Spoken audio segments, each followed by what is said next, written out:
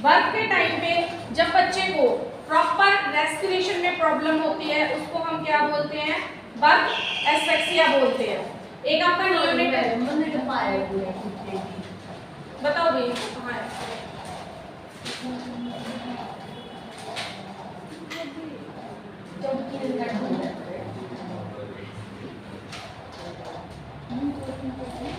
Newborn infant में देखो chapter newborn infant, तो इसमें बेसिक सी सिंपल सी डेफिनेशन रहेगी, जब एट बर्थ बच्चे को रेस्पिरेशन में प्रॉब्लम होती है, कंटिन्यू रेस्पिरेशन नहीं आता, तो उसको हम क्या बोलते हैं, बर्थ एस्फेक्सिया। ड्यू टू ये आपका डिफिकल्ट लेबर है, डिफिकल्ट पैसेज है, या एबनॉर्मल कंडीशन ऑफ बेबी है, या आपका लंग्स प्रॉपर डेवलप नहीं है, उनकी वजह से होता है, खासकर प्रीमैच्योर बेबीज में देखने को मिलता है।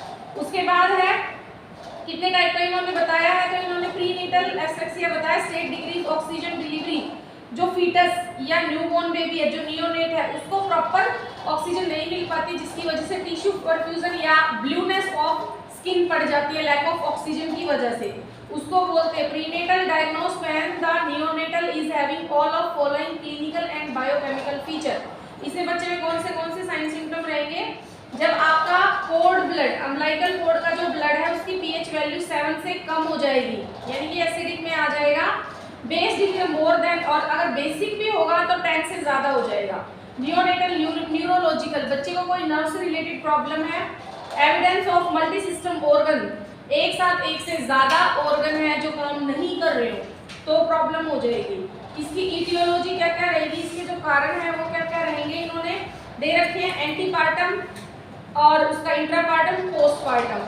तो ये क्या होते हैं आपके, जो आपका एंटीपार्टम होता है वो पहले, इंट्रापार्टम होता है ड्यूरिंग डिलीवरी, और पोस्टनेटल होता है डिलीवरी के बाद। एंटीपार्टम में इन्होंने दे दिया है प्री एक्लेम्शिया हो, प्री एक्लेम्शिया का मतलब या एक्लेम्शिया, प्री एक्लेम्शिया में सिर्फ जो है बीपी मदर का बहुत ज्यादा हाई रहता है, hypertension, anaemia, diabetes mellitus, post maturity ये रहेगा।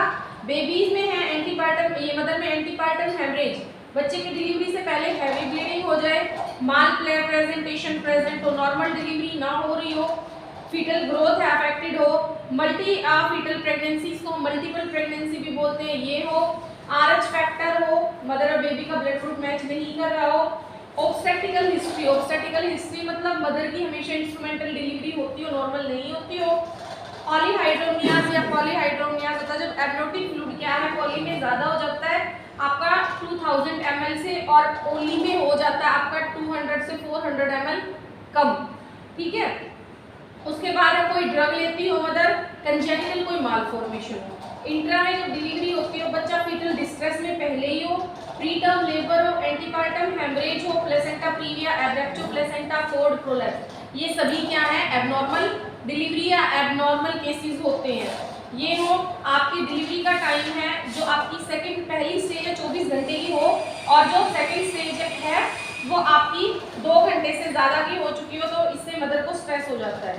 पोस्टनेटल, पोस्टनेटल या आपकी डिलीवरी के बाद क्या होता है, इसमें क्या होता है फीमेल में न्यूरोलॉजिकल या जो बेबी में कार्डियोवास्कुलर कोई प्रॉब्लम हो, क्योंकि यहाँ पे क्या होता है मदर का मैटर तो खत्म हो गया, बच्चे का अपना खुद का इंडिविजुअल सिस्टम है जो चालू हो गया है, तो अगर बच्चे के कार्डियोवास्कुलर में या उसको मल्टीसेक्टरल डिसऑर्डर है, ऑर्गन डिसऑर्डर है, तो उस कंडीशन में ये जो डिजीज है बच्चे में देखने को मिलेगी। पैथोफिजियोलॉजी नर्सिंग में आपके जीएनएम में नहीं आती है, ये आएगी पोस्ट बेसिक में। साइन सिम्टम, अब देख लो अगर किसी बच्चे को सांस लेने में प्रॉब्लम है तो क्या क्या दिक्कत आएगी, पहली बात तो क्या होगा, पहला तो साइन सिम्टम यही बनेगा लैक ऑफ ऑक्सीजन, ठीक है, दूसरा ब्लूनेस हो जाएगा, तीसरा क्या है कार्बन डाइऑक्साइड बॉडी में ज्यादा स्टोर होगी, अपगार स्कोर उसका डिस्टर्ब होगा, 4 से 6 के बीच में डेंसर कंडीशन में बच्चा चला जाएगा। उसके बाद है शॉक हो सकता है, Apgar score system the score 3 indicate severe depression, अगर इस 4 से 6 के बीच में यानी कि तीसरे लेवल पर बच्चा है तो ये आपकी डिप्रेशन को दिखाता है, यहाँ पे जो बच्चा होता है उसको बचाया भी जा सकता है और डेथ भी हो सकती है। उसके बाद है रिससिटेशन, अब इसमें हम लोग क्या करते हैं बच्चे को ऑक्सीजन देते हैं, तो कितनी तरह से हम रिससिटेट करते हैं वो देखते हैं। रिससिटेट करने के लिए इक्विपमेंट कौन से चाहिए, बिल्कुल लास्ट में नीचे आ जाओ, सक्शन इक्विपमेंट। सबसे पहले बच्चा जब पैदा होता है तो म्यूकस प्लगर से उसकी म्यूकस निकालते हैं, एपरेटस होता है, एक इंस्ट्रूमेंट होता है, उससे क्या करते हैं हम उस उसका सक्शन निकालते हैं। म्यूकोनियम अगर बच्चे ने एस्पिरेट कर रखा है वो निकालते हैं। और क्या होगा आपका सक्शन एपरेटस होगा, सक्शन कैथेटर होंगे, फीडिंग ट्यूब, ये है जरूरी। बैग एंड मास्क टेक्निक, अब कौन सा हम बैग मास्क यूज कर रहे हैं, प्रीनेटल पेरेंटल यूज कर रहे हैं, कौन सा हम सेशन ले रहे हैं, वो इंक्यूबेशन इक्विपमेंट, नियोनेटल लेरेंजोस्कोप। लेरेंजोस्कोप से क्या होता है, लेरिंक्स वाले एरिया को क्लीन किया जाता है। तो जो बेबी की एज के अकॉर्डिंग क्या होता है, कंफर्टेबल होता है, वो हम रखते हैं। Medication, epinephrine, naloxone, hydrochloride, normal saline, Ringer lactate, ये मेडिसिन होती है। रिंगल लैक्टेट वॉश करने के लिए, एपिनेफ्रिन इमरजेंसी ड्रग होती है। तो ये है सोडियम बाइकार्बोनेट, एल्ब्यूमिन, डेक्सट्रोज, ये हम देते हैं। इसकी जगह आप एसेंशियल ड्रग भी लिख सकते हो। यूज मेडिकेशन इफ नीडेड, अगर जरूरत पड़ती है तो हम यूज करते हैं। मिसलेनियस, अब मिसलेनियस में क्या होगा, लीलन कैसी है, बेड कितना हाइट पे रखना है, बच्चे को कपड़े पहनाने हैं नहीं पहनाने हैं, ये सारी चीज मिसलेनियस में होती है। मिसलेनियस का मतलब होता है अलग अलग, ठीक है। उसके बाद इन्होंने दे दिया TBCA, यानी कि आपका न्यूबॉर्न का रिससिटेशन, जिसमें TABC, टेम्परेचर देखेंगे, आपका ओपन एयरवे कितना ओपन है, ब्रीदिंग नॉर्मल है या नहीं है, और सर्कुलेशन देखेंगे। इसको हम नॉर्मल ABC बोलते हैं, ठीक है। एयरवे, ब्रीदिंग, सर्कुलेशन, इन्होंने T आगे लगा दिया, तो वो टेम्परेचर के लिए होता है। तो सबसे पहले अगर बच्चे का टेम्परेचर गड़बड़ा रखा है तो रेडिएंट हीट सोर्सेज, बच्चे को पहले हीट देंगे। उसके बाद है ड्राई थेरेपी, अगर बच्चा गीला है तो उसको सुखाएंगे। वेट लिनन रिमूव कर देंगे, और एयरवे को ओपन करेंगे, पोजीशन देंगे बेबी को, ट्रैकिया में अगर कोई चीज फंसी हुई है उसको निकालेंगे।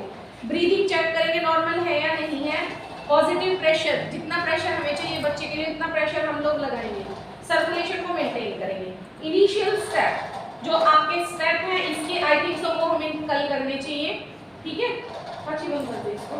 तो ये जो आपके